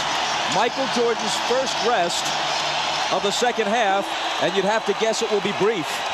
Utah right now has got to force Phil Jackson's hand. They got to stop him, and they've got to get some scores to make him come back and not get his normal rest. Kukoc spins to the hoop and misses the bank. Bushler chases it down. They got a new shot clock. I didn't see that ball hit the rim. Kukoc out of the corner. That one's short. And Malone grabs the rebound. And he asked for a 20-second timeout because he was in danger of toppling out of bounds. I think what you're going to see right now with Chicago is Tony Kukoc is going to try to put the pressure defensively on Karl Malone. Isaiah, he's he's a first-team defensive player, but he's used to playing around the basket. Kukoc can beat him with his speed, and let's see if he tries to break him down out on the perimeter. Stockton now is back into the game after that 20-second timeout, so he too has had back problems. He's back in now for the finish. Karl Malone tonight, 25 points, yes, but 10 rebounds and 6 assists. And we still have 9:16 remaining.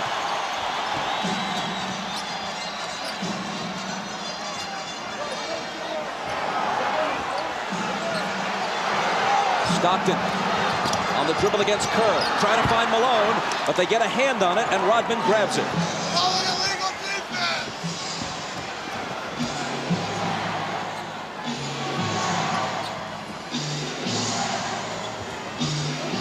Kukoc, a three would tie it. 4 seconds to shoot. Stockton knocked it away from Kerr. Malone tumbles. Should be a 24-second violation since no one had established clear possession of that loose ball, and that is what's called. How about Karl Malone going for this loose ball? Now, John Stockton normally will come up with this ball. You can see he can't bend over with that back, but Karl Malone with a great hustle play that gives his team that opportunity now for the loose ball on the 24-second shot clock violation. Michael is at the scorer's table. He's coming back. The next time play stops. Remember now they like to go to Anderson in the post on Bushler.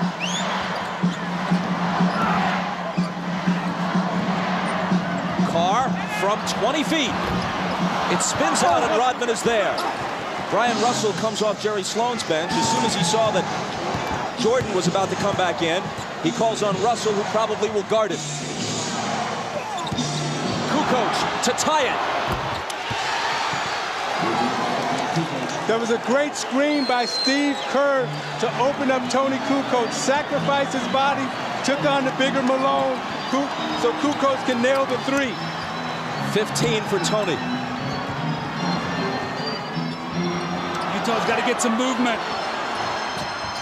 Morris to a cutting Anderson, who was bumped. The basket may count. It does.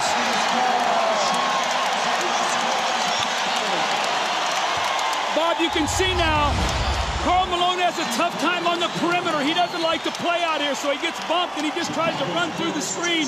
Kukoc gets the bare three and knocks it down. And in the good movement here, you got to get a slash and a cut to get to the basket. Too much standing around for Utah. An opportunity now for the three-point play, which they get.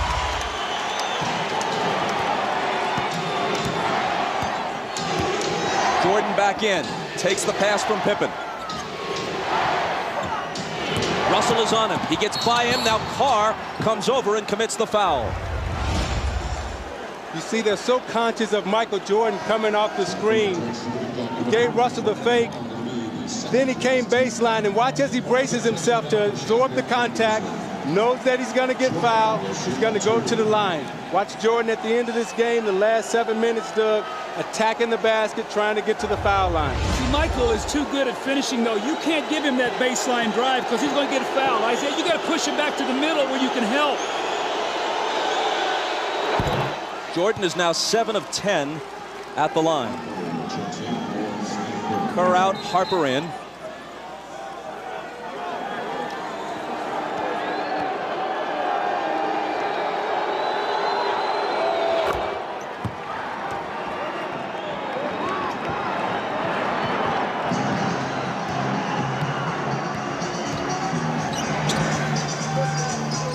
Hornacek guarded by Jordan. Malone over Dennis. Rebound Pippen. Hornacek slapping at it. Scotty just hobbling around.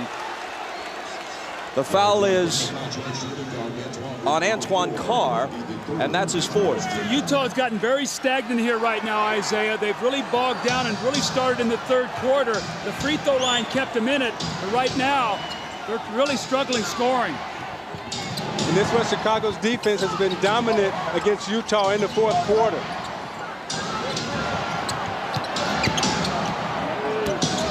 Jordan with the jumper. And with 37 points, as Utah falls behind now for the first time since midway through the second quarter. See, he's headed for 40. I would start double teaming Jordan every time he touched it. Brian Russell went down, and there's a foul on Kukoc. You talk about wanting to bring Jordan to the middle, but his game is so complete. And when you bring him to the middle, he's able to come right to that right hand, square up, and shoot it right from the free throw line. It's Chicago by 1, and you're watching the NBA on NBC. They'll probably come back to the same thing. Watch Malone run the screen roll. We're in our purple. Now, push the ball. Under control. Reverse the action on the backdoor step. Motion, twirl. Welcome back to the Delta Center. I'm Jim Gray. Jerry Sloan during this timeout told his team we can't keep playing this stagnant offense and walking the ball up the court. We need some cutters. He wants to push the ball, try and get some fast break opportunities off the rebounds. Wants them to set some picks and run off the picks, create some movement in the offense. Bob? Jim, thanks. Jerry Sloan wants fast break points. They have to turn to John Stockton right now to push the tempo.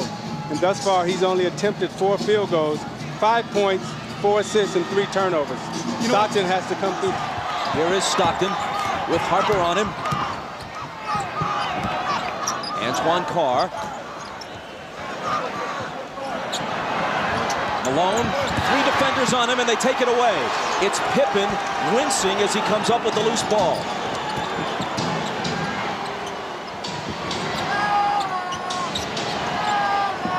Jordan over Hornacek. Short. A whistle underneath from Danny Crawford. Stay right here. Loose ball foul on Utah. See, Malone's catching the ball in the post. He's getting double and triple team right now. He's got to be a passer out of this post. You see Pippen there knock the ball away from him. But if there are 3 guys on him and you space the floor, somebody's got to be open. And Doug, what Chicago is saying right now, we're not going to let Karl Malone beat us. Someone else is going to have to step up and beat us tonight. Pippen, who can barely move, throws it in. In almost any other situation, he couldn't possibly be playing. Regular season, never.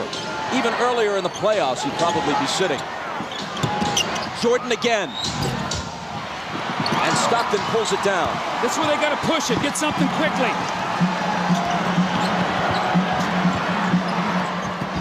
Underneath to Carl, and he was fouled. was a nice feed by John Stockton, pushing it up the court, catching Malone early in the offense, right underneath the basket. Malone did a great job of sealing and drawing the foul. 4 on Rodman. Michael's upset with himself right now. He's missed 2 jump shots that would have given his team a 3-point lead. He's really upset about that because both of them were very makeable shots that Michael normally makes. And Russell has done a good job guarding Michael Jordan, forcing him to shoot jump shots and not really allowing him to get to the basket. Malone busting loose with the huge game on Friday night. He had 20 in the first half. He's at 26 now after the free throw. Jordan leads all scorers with 37. He's 13 of 30 from the floor. Utah back in front by 1. Steve Kerr now in for Chicago. Remember, he spaces the floor and gives them another shooter if they do start running at Michael and scrambling their defense.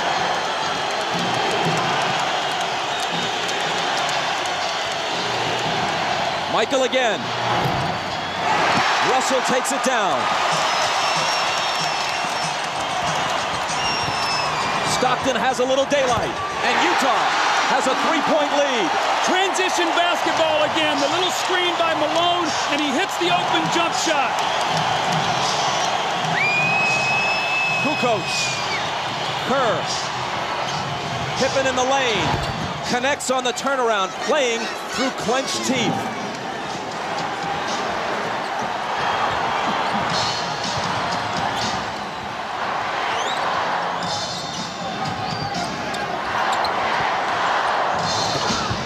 Malone.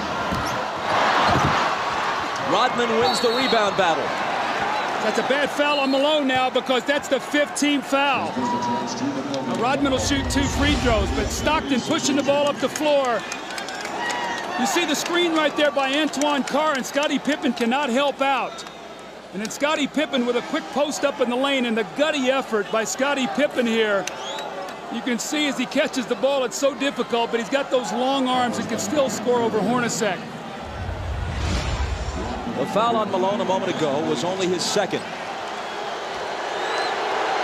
Rodman to the line. Remember, he made 4 clutch free throws in game 4. This one is long. Over the year, he's a 55% free throw shooter. See, Isaiah, he shot that ball. As he shot it, he sort of walked away from it. You've got to stay with that shot. Yeah, he didn't even take a look at the basket. He has to get set, take a look at it, and knock it down. 4:46 left. If he hits this, he can tie it.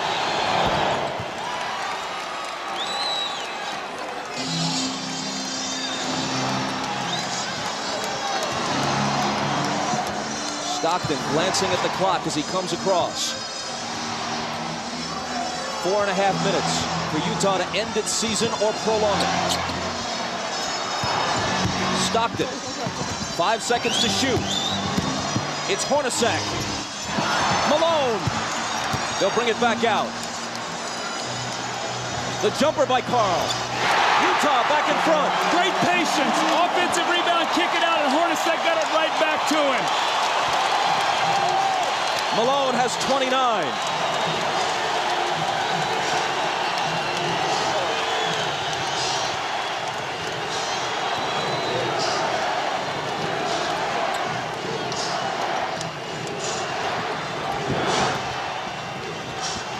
Seconds to shoot. Harper's not the guy they want to have do it, but he has to, and he beats the shot clock and cans a huge shot. Doug, I think Utah is letting Scottie Pippen rest. I would go at him right now. He's trying to guard Antoine Carr, and Antoine Carr has a big advantage over him inside.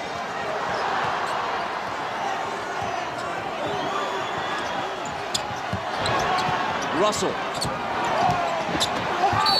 Driving against Rodman. Contact and a foul. Kukoc was also there, and they call it on Kukoc's 3rd. Now you watch Harper as he takes this shot. Does he get it off in time? I don't know. That's a tough call. Well, you know what? If they miss that call, it's a 5-point swing in missed calls on shot clock situations. They took a Howard Eisley 3 away wrongly in the first half.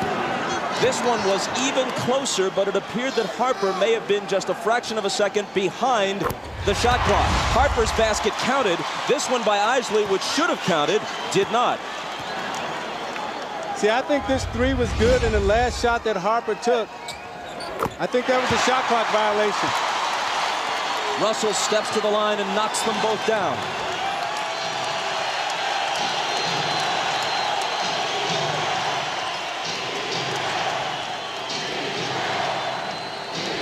Stockton on Harper, out to MJ for 3. It's short. Hornacek pegging it ahead to Russell, but Michael, with whatever gas is left in his tank, gets back to pick it off.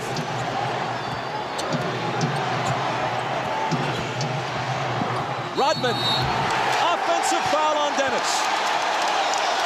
And that's 5. Now, Isaiah, that's what you're talking about. Jumping out off that screen and make Michael Jordan be a passer. Throw it to Rodman, who can't finish. And you saw Jordan right there complaining, saying Rodman needs to have a chance to come down. I thought it was a questionable call. When you look at this play, you watch Jordan come off the screen and he's double teamed, and as an offensive player, you're allowed to establish position and come down. It's a tough call right there.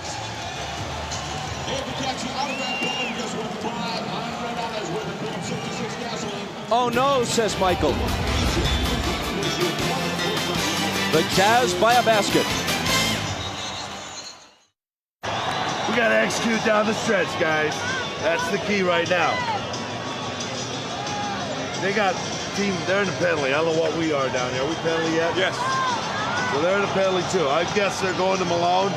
Maybe we want to try double teaming and rotating this time when we get down there quick enough. All right. Although he's been having a little bit of a struggle this quarter. Hey, Dennis, when that guy go baseline, I knew you got to help a little bit. When he turn back, I'm going to be there to double. Then we're going to go second guard, Phil. Push the ball up the court. Second guard, Phil with some energy. 2 pass top, 3 pass, pull. These guys on the weak side can be moving. Well, let him be at the guard. All right. And we got to take the ball to the basket on this team. Go after him now. All right. Chance to go up 4. Hornacek throws the pass, and Michael Jordan, with every ounce of energy that he has, goes up and gets the skill. He misses the shot, the 3 that would have put him up 1. Had this gone through, it would have been a 4-point lead for the Jazz. Michael gets back and makes the great steal. Jordan has 37 points on 13 of 32. 2 of 7 in the 4th. He is 3 of 14 in his last 2 fourth quarters.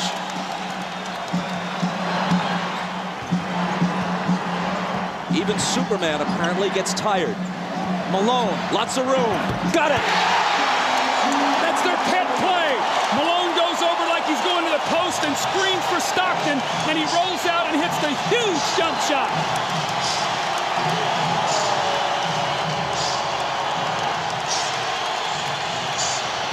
Jordan spinning, double team, has to get rid of it. Gets it right back from Pippen. Double pump, knocked away by Carr, and a foul. Isaiah, normally on this play, Malone goes to the post. This time he goes and screens so Stockton can get to the middle of the floor. A mix-up, they trap, no one rotates, and Malone buries the shot. Now on this defensive possession, Hornacek, I thought, should have run at Michael Jordan and made him pass the ball back to Scottie Pippen. You got to take the ball out of Jordan's hands right now and make Harper or Pippen beat you from the perimeter. Jordan's 9 of 12 now at the stripe.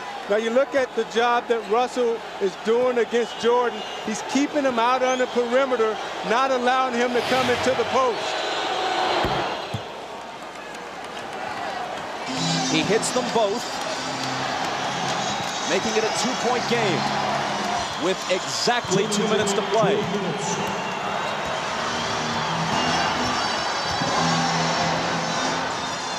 Stockton. Russell with a huge rebound. Tried to throw it off Rodman's leg as he was walking a tightrope and couldn't do it. Chicago back looking to tie.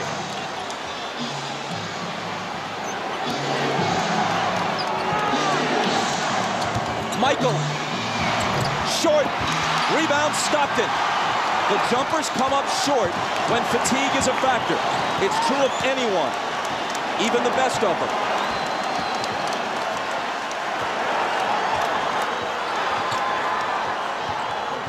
Rodman got in front and knocked it loose, but Chicago touched it last. Phil Jackson hot over that call. 1:14 remaining. Stockton for three! That would have been a dagger in Chicago's heart. Instead, they could tie it or take the lead with a three of their own. Jordan. And a blocking foul. Stockton is down on the floor. Jordan's going to come to the line at Stockton's fourth. You watch Jordan fake like he's coming to the middle again. Russell gives him the baseline. Stockton comes over a little too late. Call the blocking foul on Stockton.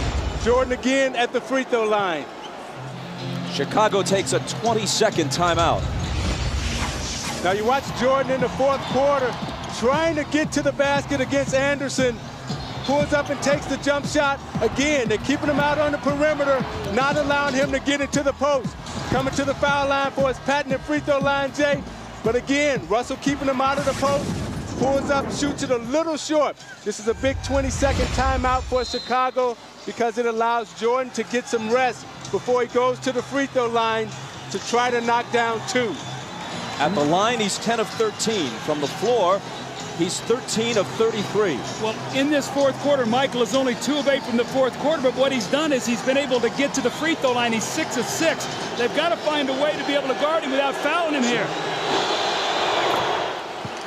He cuts it to 1. Phil Jackson has told the Bulls during the last couple of timeouts, let's try to take it to the rack, go to the basket, not look for the perimeter shot.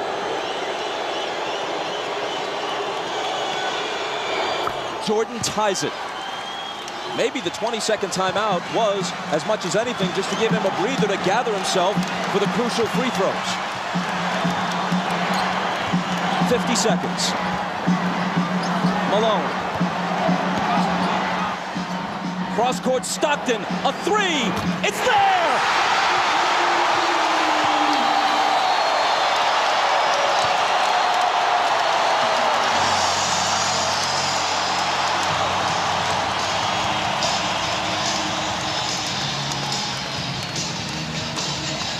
Stockton hits the three. What a huge shot to put his team up 3. Now this is what Karl Malone had to do. He had to find the open man, and Harper runs at him. And normally it's Stockton and Malone. This time it was Malone to Stockton. 10 points for Stockton. At age 36, he's played more NBA playoff games than anyone in history without winning a title. Now the Bulls would like to get 2-for-1 possession here. Try to get a quick score, get to the free throw line to give them 2 opportunities to 1. Pippen into Jordan. Michael working on Russell. Brings them to within 1. They scored within 4 seconds there. That's how quickly that changes now. Now it puts the pressure on the Jazz to score once again. Jordan with 43. Malone is doubled. They swat at it and steal it. Here comes Chicago. 17 seconds. 17 seconds from Game 7 or from championship number 6. Jordan open. Chicago with the lead. Timeout, Utah. 5.2 seconds left. Michael Jordan running on fumes with 45 points. At the end of the game, you got to get it out of his hands. He's beat you so many times. You watch Jordan play, Doug, and you know that at the end of the game, he's a killer. This was really the play that hurt Isaiah because they scored so quickly. Michael got in there and scored within 4 seconds. And what happened was Michael doubled back. You're going to see he's in the play. Michael never clears, so Malone doesn't see him. He comes from the blind side and strips him. So 3 crucial plays here by Michael Jordan now as he gets Brian Russell with a quick crossover. Look at Brian Russell slips, and Michael pulls up and buries the shot to give him a 1-point lead. That may have been, who knows what will unfold in the next several months, but that may have been the last shot Michael Jordan will ever take in the NBA. If that's the last image of Michael Jordan, how magnificent is it? Nothing down the sideline. He throws it in. You got to get right back to it. Like this, we give him the lane to beat it to the basket. Now you know he'll curl, and the other guy will go in, and they'll set a pick on him and bring him off there. Harper, got that? Yo. He'll go, Stockton will go in, and he'll come back like that to get the ball. Like Houston last year on that last shot. Yeah. Get a look this. They go like that, so you can't get settled in. Yeah. Do we want to delay a game? No. Play, all right. No, they expecting us to delay. Fake it delay, but don't do it. Let's go, man. If they score, there's a game 7. If they don't, for the 2nd straight year, they go out in 6. Stockton, Harper's on him. Behind the screen, Harper got a piece of it. It comes off. The Chicago Bulls have won their 6th NBA championship, and it's their 2nd three-peat.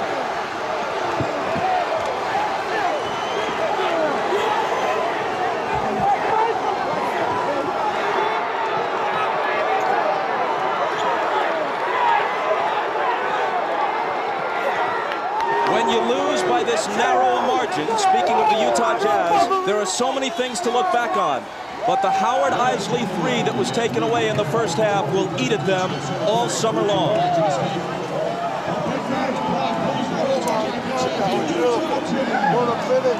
Jackson and Jordan, perhaps for the last time.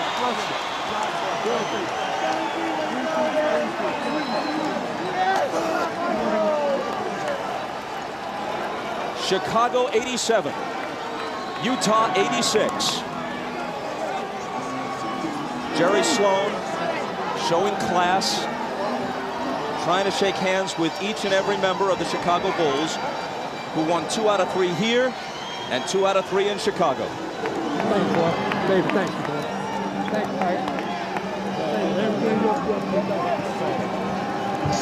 Statistically, especially in terms of shooting percentage, Michael Jordan has had better games. But when you consider at age 35, the games he's played this year, the grinding minutes he's played, and Scottie Pippen being all but incapacitated tonight, and the fact that they're on the road, and the fact that the odds would shift to Utah's favor for a Game 7, yes, MJ rose again.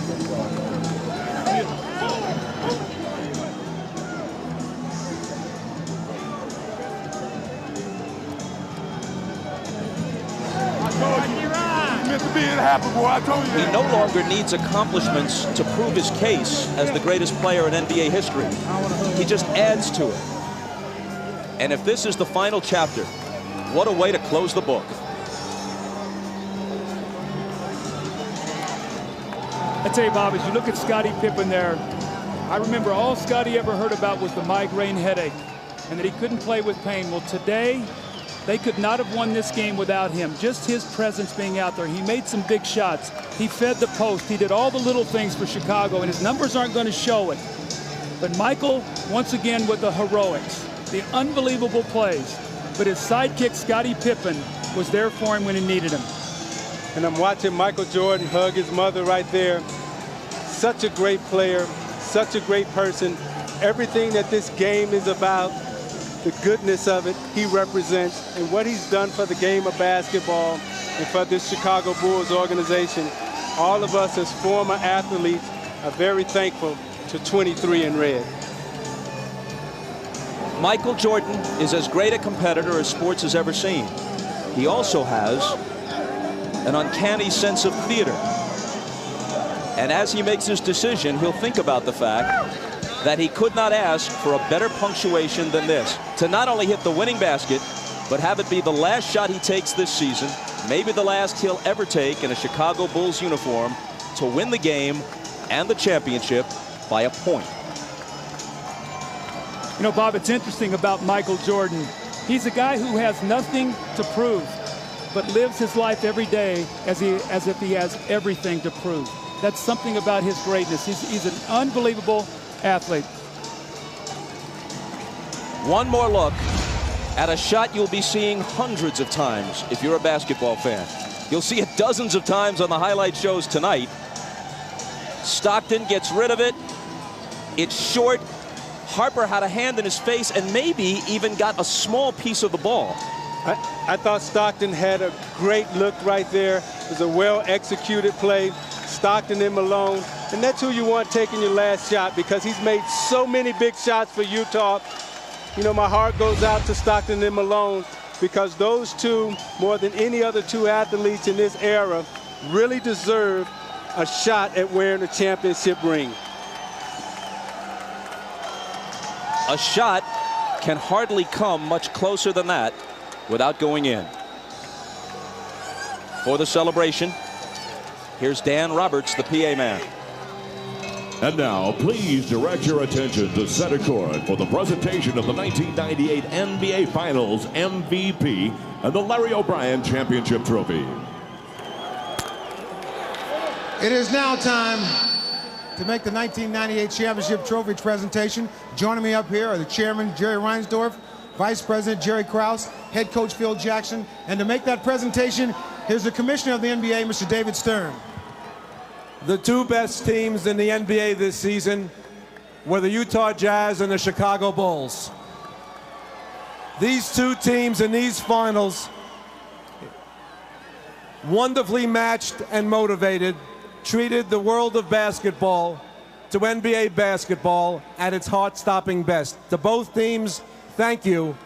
But to the Chicago Bulls, the 1998 NBA champion, and a team for the ages, congratulations to this team, to this organization, to its fans, and to these great players.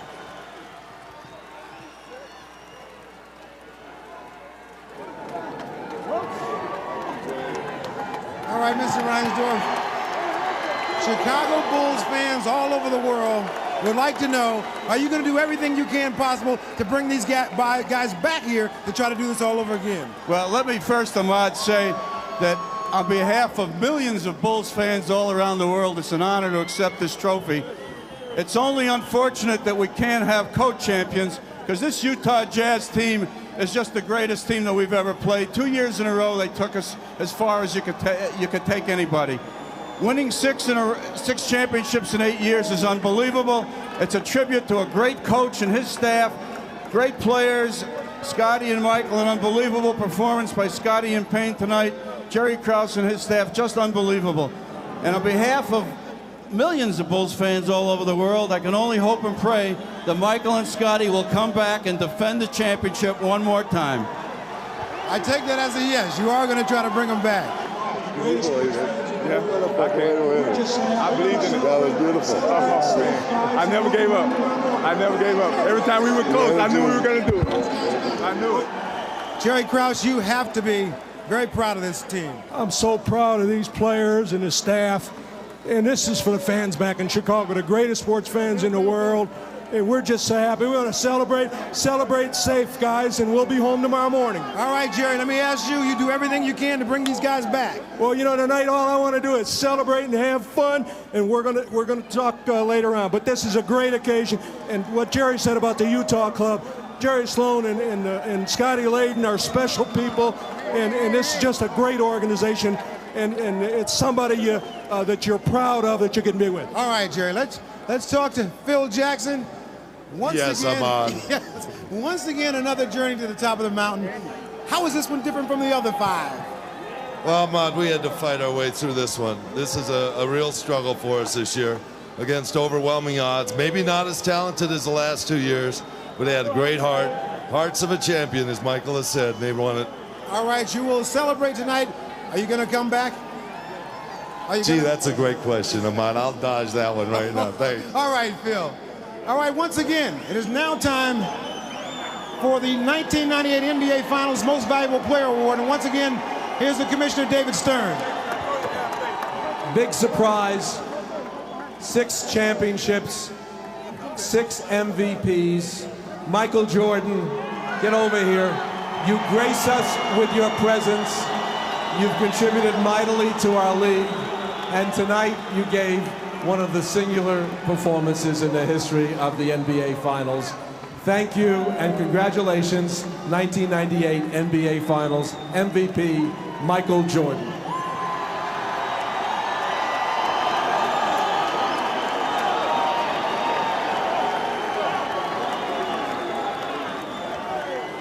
Michael, you have won this award before, but somehow I have the feeling that this one is more special than all of them.